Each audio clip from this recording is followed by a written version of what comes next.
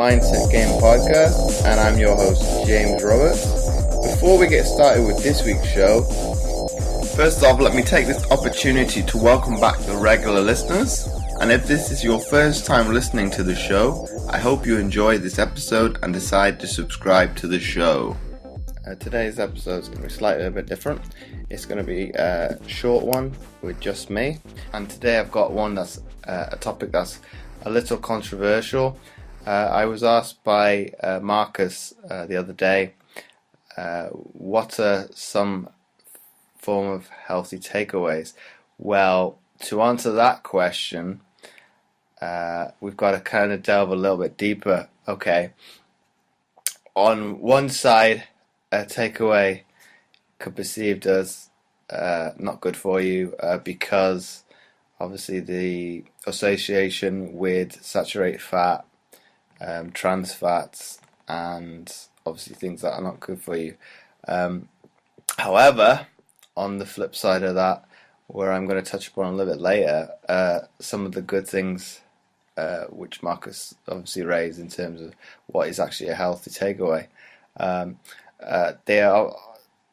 The notion is that it's a takeaway is bad for you because how it's cooked, because you've not made it yourself, you don't know what's in it. Say for example, fish and chips. It's obviously I won't say deep fried, but it's fried. The batter is obviously fried. The chips are fried. Say for an example, the one that's probably gets a definite bad reputation for itself is obviously Chinese food and Indian food because of MSG.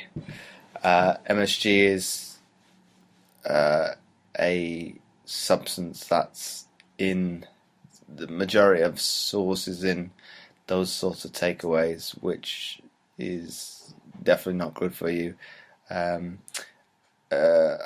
Also, it's probably more so with Chinese food. It fills you up for a certain amount of time, and you'd eat probably shed loads of food, and then probably about an hour or two later you'd be hungry again. So you're just eating again for this because it's not fulfilling as a meal. Whereas if we look at those takeaways from a positive light, if we use fish and chips, as the first example, it would be a healthier option. Would be the batter being in breadcrumbs as opposed to normal batter. Another way would be obviously if you were at home, would be to grill that fish as opposed to frying it. The other options are also mushy peas, which I'm not a big fan of. I'd rather have peas any day, but that's what me personally. You might actually like the taste of them, and then this one is probably the more controversial of the other two. Is still keeping the chips, but having them bigger, so they obviously, because the carbohydrate content is that much higher, you're going to get fuller quicker, so you're going to have less of them, and having either reduced salt or no salt at all on them. This is obviously an NHS guideline for healthier examples. Okay, it's to a certain degree. Some of the things I've said I do agree with, and some I don't. In terms of what I agree with, in terms of the fish and chips, for example, as the example I've used, it's probably if you look at the grand scheme of it, if I compare fish and chips, Chinese, Indian, and a kebab shop, for example, it is probably, in my eyes, it's probably the healthier one because you could, you've paid for the batter, but in theory, it's the healthier option because all it is fish. You're still getting the protein content. It's just the fat content is coming from the oil, and to the batter, and obviously the carbohydrate content is the chips. Whereas if you looked at against, say, Chinese and Indian, obviously the MSG, the food coloring that's in the sauces, obviously to make, say, for example, what have we got? Like sweet and sour, whatever it is, pork, beef, chicken, obviously, is bright orange. So that should bring alarm bells ringing straight away. What food is bright orange? If it's not got some sort of additive or chemical in it to start with. And then if we go on to the kebab house, obviously there's the difference between the doner kebab, and the shish. The healthier option between those two would be the shish kebab, because obviously it is for the ones that don't know, it's meat on the skewer as a shish, and the doner meat is generally carved off, how would I term it, like a spit, in terms of the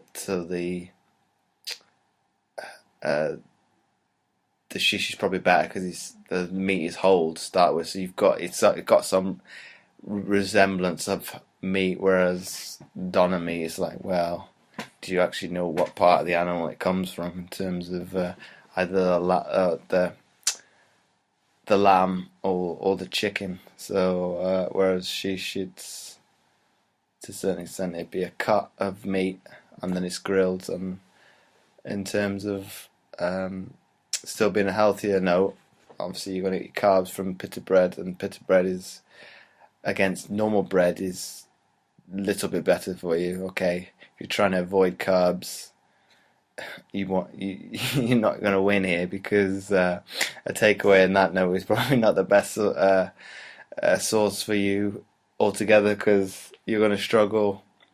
Be it, well, I just named ones on the high street, so you name the fast food restaurants: Burger King, McDonald's, KFC, because obviously that's deep fried chicken, so that's got batter on it as well. So if you're trying to cut carbs, you're going to struggle. But if you're trying to do that, okay, you could still have that product. Just take the outer casing of, say for example, KFC. Take the chicken, the batter off the chicken. Okay, there's nothing wrong with the chicken.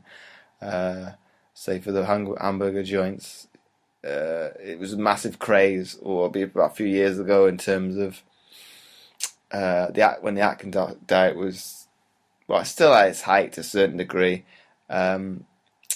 People would order just the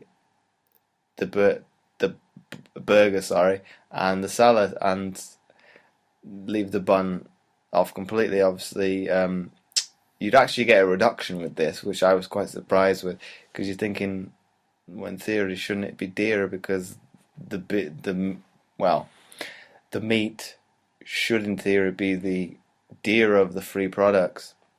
So to come back to that, it's kind of made me think just here and now, well, what quality of beef is there actually, if the price can actually go down if you take away the bun?